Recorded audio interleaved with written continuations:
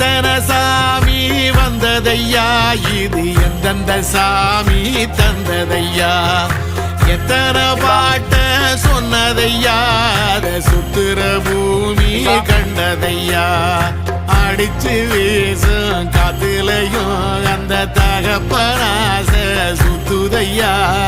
பிடிச்சு பூக்கும் வேதையிலும் ஒரு வம்சத்து கதையே உள்ளதையா, 100 தலைமுறை சேர்ந்து செதுக்குன ஈர நலம் இது பாறையா,